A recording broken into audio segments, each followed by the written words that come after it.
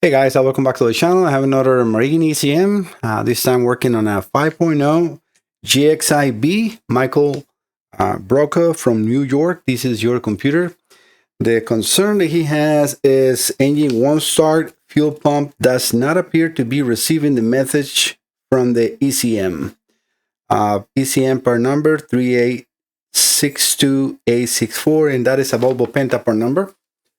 So that is correct. I have the computer already connected, as you see here on the bench. I have created the harness and everything so we can run this computer properly. So I'm going to, the reason of this video is to first confirm the concern from the customer, and if it's here, perform the repair so we can show him and all of you that are here the transparency of what we do is make sure that it definitely needs a repair or not, right? So that is part of what we call diagnostics. And then we can go over a little bit of what wire diagrams is. I will be using Diacom Rinda, which is diagnostic software that is meant for boats. I have also the simulator. Let me just move you there. Also, by the way, if you're here, please subscribe to the channel. That really helps my small business. That's the way that only we as small business can survive, is with your help. Every time that you subscribe to the channel, YouTube promotes more and more my videos, and that's how you find me. And also the reviews, right? So because I was talking to a Google representative the other day, he's like, oh yeah, we can help you out. You know, for $20,000 a month, we can really put you in a very good spot. I'm $20,000 a month. You will be my boss. I will be working for you, and I can, keep a salary so I can buy, I don't know, grease to shoes to polish my shoes. Thank you, boss. But yeah, that was ridiculous, right? Yeah, they think that every business is a multi-billion-dollar a year business that can be paying $20,000, $30,000 a month on marketing, just so it's just super greedy. But yeah, so please, if you help me with your subscription, and if you're a customer and I have helped you in the past with your review, that really helped my small business. All right, so let's go over to connections first. Let me explain you what we have here. This is the computer. This is Michael's computer. Again, this is a Volvo. It's a little sometimes for the camera to pick or to focus into one area. Right now, it seems like it's focusing in here and instead of here, right? What you see here, this is a load box. It's a simulation for the coil and injector, so I don't have to have especially the coils that can damage my electronics. Here we have an oscilloscope. That is a graphing tool that it's like a multimeter, right? It's going to take the signals, right, the voltages, and it's going to make a representation in a graphing mode so we can all see when the ejectors are firing and so on. It's a very, very handy tool for mechanics and for facilities like mine that we repair electronics. And then the other component here that you see, this is the simulator. This is going to inject the coolant temperature, the MEFI, manifold air pressure sensor values. Again, also all those are voltages to the computer, so the computer thinks that it's connected to the actual boat, and we'll see the result in injectors and coil firings when we give the computer the RPMs and so on the signals, right? Before we run it, let me show you Michael's conversation. Make sure that I have just the one, because it seems like I have two. Yep. All right, let me move you over to the screen. Disregard the other things because those are for the diagnostics, but right here, so this is Michael Broco. Like I said, he's from Babylon, New York, and it says engine won't start, fuel pump does not appear to be receiving the message from the ECM. 5.0 Volvo Penta GXi-B. I also have nice, let me close this for now so you can see this without that, and let me remove the circle in there. This is the wired diagram, let's say, or per se, from, as you can see on the top, for the 5.0 GXi-B, which is exactly his computer, and also if it's other setups like the 5.7 GI-B and the GXi-Z.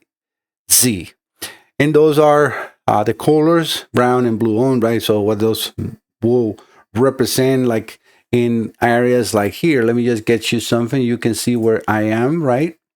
Let's say all these coils are here, like, right here, all these are for the wire color, like PW. We can see the PW will be pink and white, right? P and W, and so on. And then the numbers you see here represent all that we have here up to 28. So 28 is the ignition coil, and 27 is the ignition control module, which is a separate controller that is specifically for the ignition. All right, guys, so that's a very, quick and easy way to show you, if you have both like this, where you can get the diagrams or how the diagrams look. Now let's go over to the actual diagnostics. This is Rinda Diagnostics, the one I was telling you, the icon. Again, let me move myself from here. When you're here, let's say, I'm going to disconnect from the computer. You can, all these are tabs that you can press the buttons. Here, these are where the manuals are. So if you use Rinda Diacom software laptop base, right, you can get access to all these manuals. If I click in Volvo Penta, right, it's going to give me all these manuals in here. All these different are all clickable, and all the manuals are here. So you can use them for the repairs. And this is where I got this page from. I already have them all. I don't really need Rinda to give it to me, but it is very handy that if I take my laptop and I go into, into a diagnostics and I'm helping somebody in a boat, I can do this. And my goal is actually to start servicing marinas here in Virginia. And it will be a big announcement probably by the end of the year too, that is coming. I'm going to keep that as a little secret right now, but I will let you know by the end of the year. It's going to be a surprise for an area of the United States. All right, so let's do again the diagnostics. I'm going to move you here, and I'm going to put the Diacom in the picoscope. Again, that's the graphing multimeter, let's say, right? I'm going to, let me make sure that I have select 2 bits. I was having the RPM, and I'm going to have to, let me close this 1 second, guys. You're not seeing what I'm doing, but I'm selecting some more data to show you, because it's a little hard sometimes to see from the distance. I seen that myself when I try to watch my own videos. I guess I'm 53 years old, so vision, I guess, less and less you can see from the distance, right? Not when we were young. But right, let me select those again. So Diacom pit. Okay, we got the engine speed and the injector milliseconds. Let me move it a little bit. All right, so let's connect, because I am not connected to the computer. Second, okay, perfect. So what I want you to keep an eye also to, this is the substituted value, just a test slide so you guys can see, and Michael as well, for the fuel pump relay, and it works perfectly. The rest is all the original ignition module, and again the simulation for the injector. So I'm going to turn the ignition off, and I'm going to power it back on. Okay, the fuel pump is coming on. The fuel pump relay command was there, Michael. I also want to show you here some lights that you can just see from the distance. 2 red lights. That is the IAC, the idle air control valve. It will switch when we run the engine. It will switch from green to red, and you will see that. The green on the bottom left corner of the simulator is the sensor ground, and the orange color light that you see right there is the 5-volt reference. That tells me immediately that this computer is powered up and is actually good, ready to go, especially if I see the fuel pump. This is looking less and less like a bed computer. But let's connect. So I'm going to try to establish communication, and then MEFI 1 to 4. This is a MEFI 4. The text and module, no problems. And it connects. Perfect. So we are now connected to the computer. We have 8 full codes. All right, so it looks like it has ES system has an open circuit. I have seen those specifically here.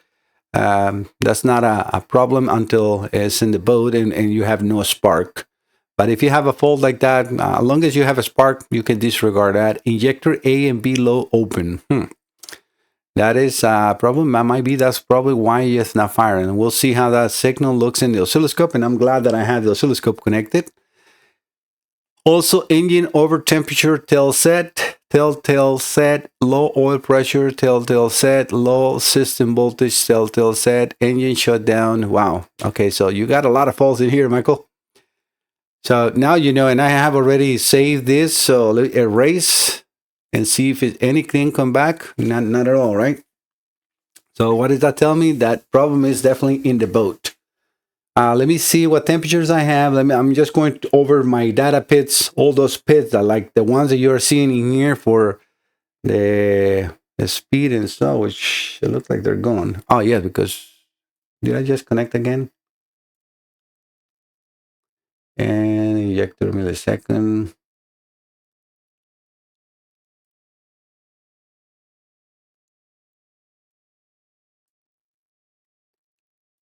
Keep trying to move this so I can see, and you can see as well. Looks like we have now engine speed, and I have to change that. For some reason it got changed.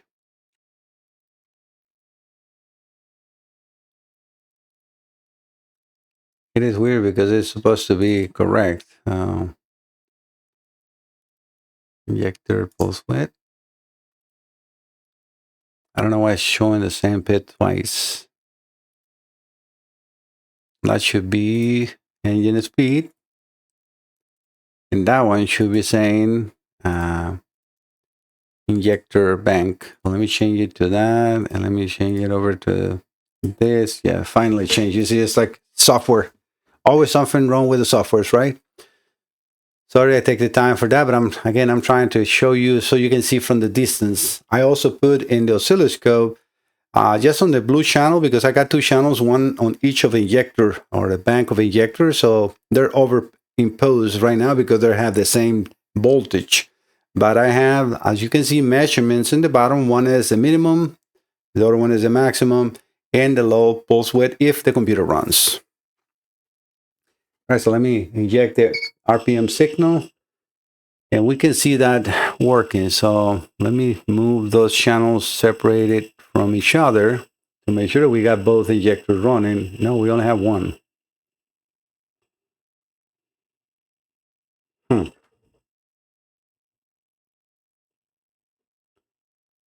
volt DC. Yeah, it looks like we only have one bank of injectors. That's kind of weird because I can see both lights. Yeah, this channel is actually reading good, so there's nothing wrong with that. But yeah, so we do have a problem with one bank of injectors, Michael. But the fuel pump is working. So I definitely have a bad injector driver. So let me see the full codes now. So this should be saying injector 1A or injector A open. And I don't see full codes.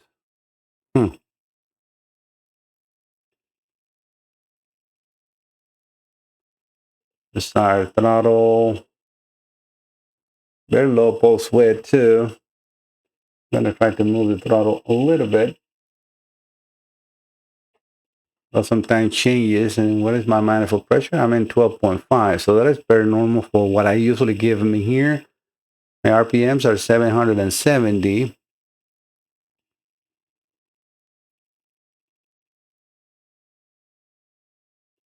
So we do have a problem on the injectors. One bank is not firing, Michael. We should have both. Oh, I know what I'm doing wrong, guys. This is user error. Nothing is wrong. Let me just show you.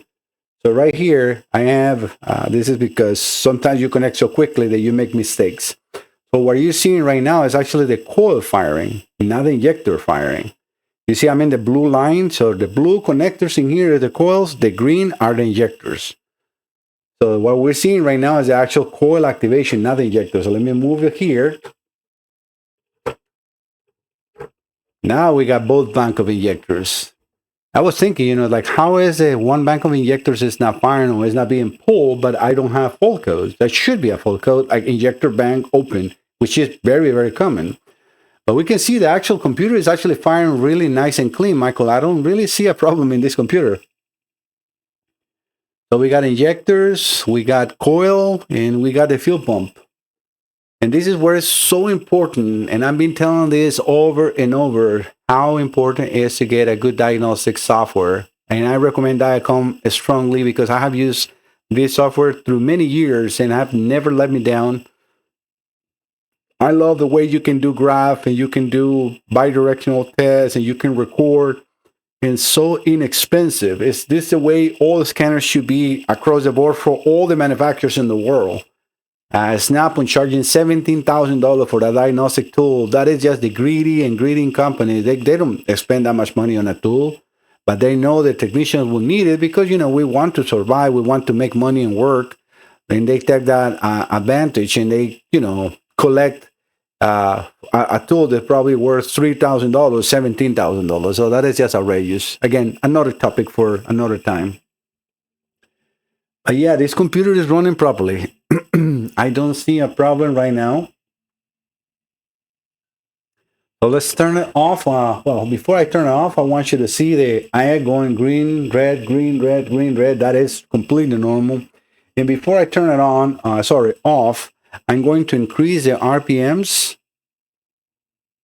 Actually, I could do it where I was because I want to see. Yes, I can see the engine speed where I am because I had the pit, right? So I'm going to accelerate. When I do this with this a simulator I have, sometimes it cuts the signal off because it's kind of like a touch screen. And instead of a knob, I don't know why they did that. They should have put a knob on the side that you can use. Because you have a sticking OVD port in here. They could have put a knob in here that I can easily use instead of that touch thing. But it is what it is, right? All right, so just bear with me. So right now we're in 3,000 RPMs. I'm going to change the map. Yes, I'm going to go up to like maybe 3.8 or so. I want you to see like right now I'm in 3.9 and on the oscilloscope we got like 4.7 milliseconds. That is not abnormal to have a 1 millisecond difference in between the reality. The oscilloscope is reality.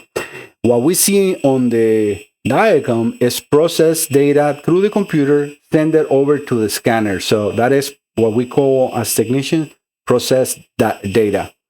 The oscilloscope is right there connected to the injector signal, so that is not processed data. But yeah, we got a very good injection. Nothing wrong with that. So let me bring the map down.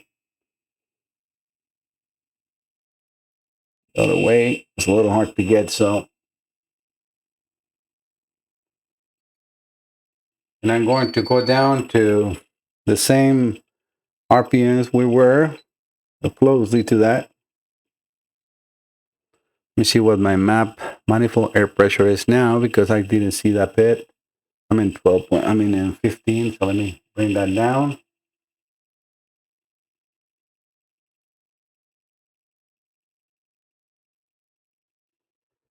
In the values that I'm saying right now, I'm sure this is still recording because it looks like I lost the iPad for a second. Okay, it is there.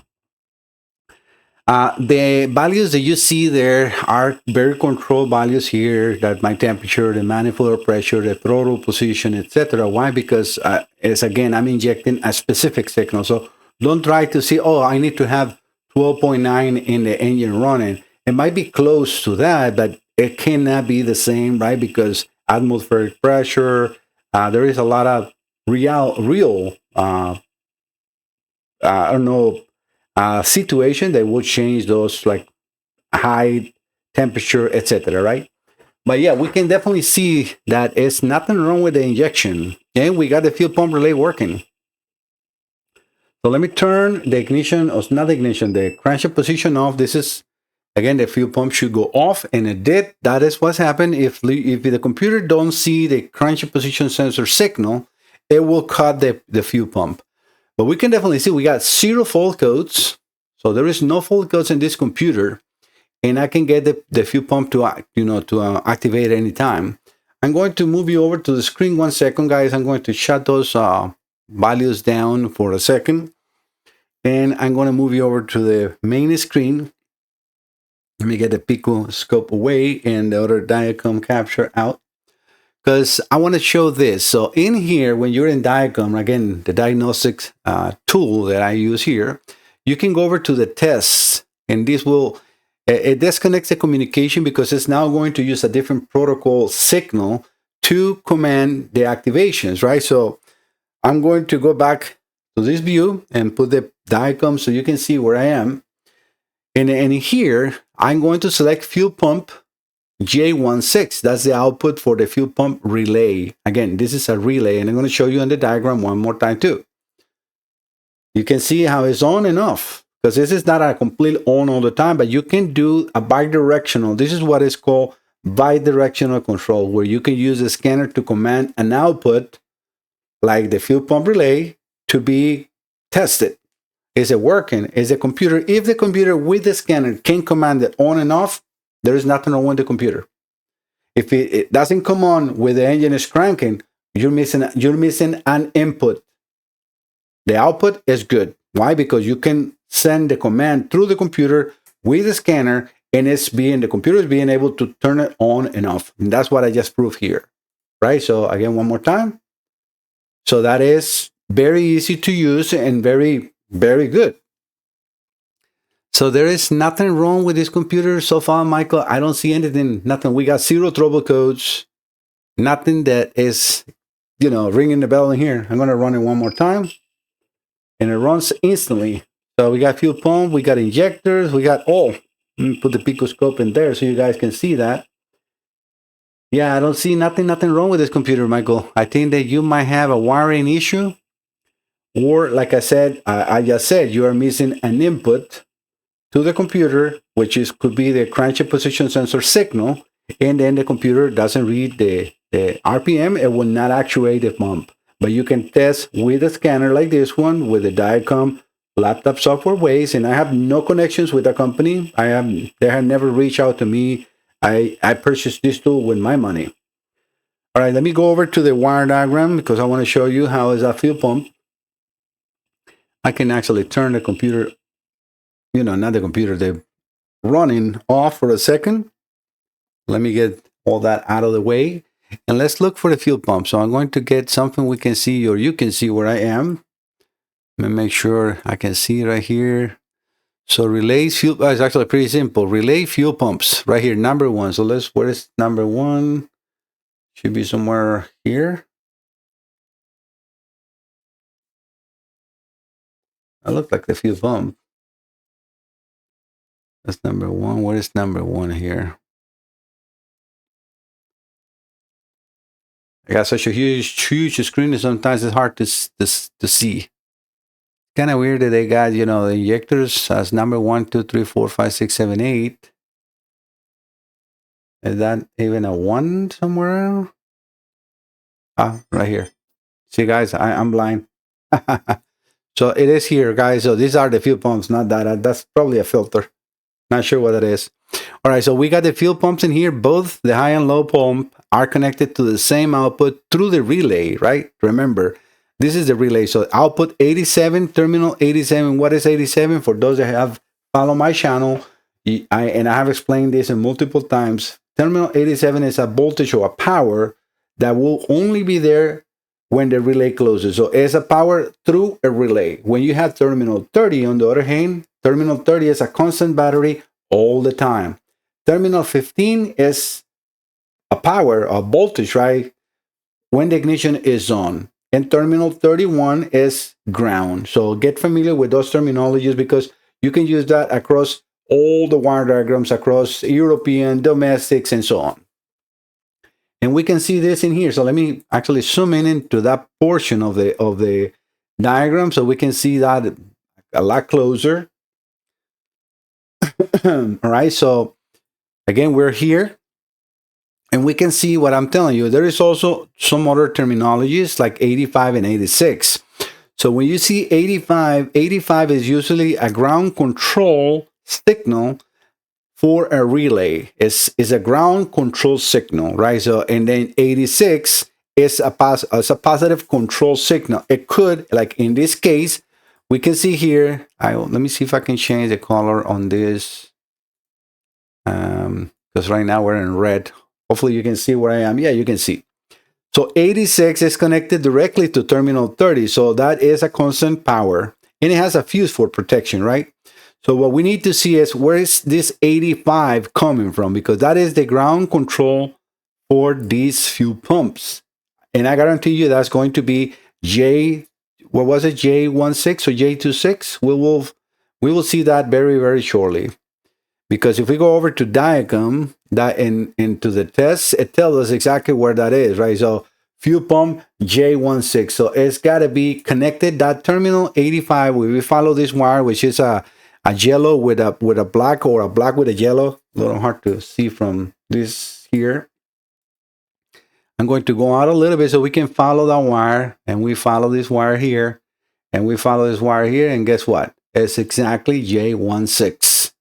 So again, the computer controls the ground side activation of the relay and nothing else. The fuel pumps are controlled by that relay. The computer controls the relay, and the relay controls the pump. So when you say, oh, I got no voltage on the fuel pumps and the computer is not supplying the voltage, the computer does not supply the voltage. The voltage goes through the relay from that terminal 30 through terminal 87 onto the pump. So terminal 30, when the contacts of that relay closes, it's like a switch, like a house switch, right? When you push that switch and it closes, now those contacts close and they get like one together. Now terminal 30 is directly touching on terminal 87, and then that voltage, that power can go through to the wire on its way to the fuel pumps. The other side is the control side. It's a coil, right? So it's like a coil, and it will switch, right? But it's in these cases, if you go over to a diagram, you will see that as a coil. When the coil gets saturated, right? If I provide power and ground, that coil will saturate, will pull, a magnetic field will be created, and it pulls that switch closed, because it's actually not a manual switch. It's an electronic switch, right? So that's how a relay works. All right, guys, so I'm trying to help you as much as possible, and also giving all these explanations for Michael's mechanic and for himself, so they can understand more how this system works in case they need any help. But as we can see here, it looks like the computer is completely good. One more time, let's power this computer and make it run. And it's running excellent. Let me put the... I know why is the diagram is not showing up, because I disconnected it, and also because I make it a small.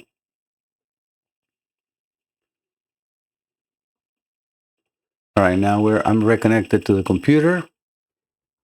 Yeah, and it connects. Communication is perfect. Injectors are firing, coil is firing, and that light is on. Michael, that is absolutely nothing wrong with this computer. I would not recommend to do anything.